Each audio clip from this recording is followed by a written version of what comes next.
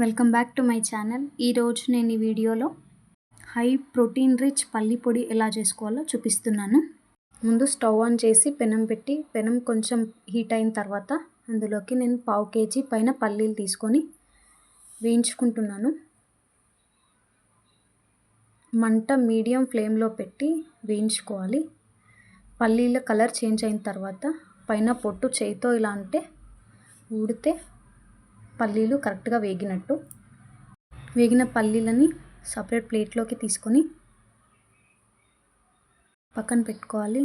నేను ఇంత క్వాంటిటీలో పల్లీలు తీసుకుంటున్నాను. వీటిని పక్కన పెట్టుకొని తర్వాత పల్లి పొడిలోకి ఇప్పుడు నేను 3 టేబుల్ స్పూన్ ధనియాలు తీసుకుంటున్నా. ధనియాలను కూడా లైట్గా లో ఫ్లేమ్లో ఫ్రై చేసుకోవాలి.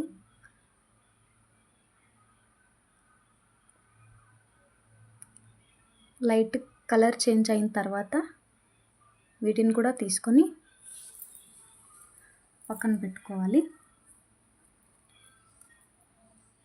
ఇంకా ఇప్పుడు కొద్దిగా ఆయిల్ వేసుకొని నేను 12 నుంచి 15 ఎండుమిర్చి తీసుకొని లైట్గా కలర్ చేంజ్ అయ్యేంత వరకు ఫ్రై చేసుకొని సపరేట్ చేసుకుంటున్నాను.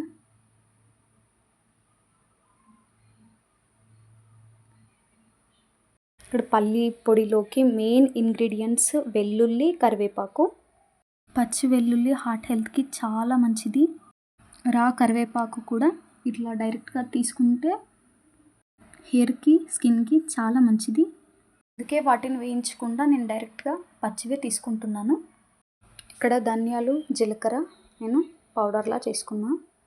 తర్వాత 4-5 రెబ్బల కరివేపాకు, కొన్ని వెల్లుల్లి, వీటిని కూడా కోర్స్గా మిక్సీ పట్టుకోవాలి. తర్వాత ఎండుమిర్చి కూడా వేసి మిక్సీ పట్టాలి. తర్వాత ముందు వేయించి పెట్టుకున్న పల్లీలు, కొద్దిగా పసుపు, టేస్ట్కి సరిపడేంత సాల్ట్. నేను 1 టేబుల్ స్పూన్ పైన కొద్దిగా తీసుకున్నా. మీరు టేస్ట్ని బట్టి అడ్జస్ట్ చేసుకోండి సాల్ట్. ఇలా పౌడర్ చేసుకున్న మరీ సన్నంగా అయితే గట్టిపడిపోతుంది. కొంచెం ఇలా ఉన్నా సరిపోతుంది. దీన్ని ఒక ప్లేట్లోకి ట్రాన్స్ఫర్ చేసుకుని ఏదైనా గ్లాస్ లేదా ప్లాస్టిక్ డబ్బాలోకి స్టోర్ చేసి పెట్టుకుంటే 1 నుంచి 2 months వరకు ఫ్రెష్గా ఉంటుంది.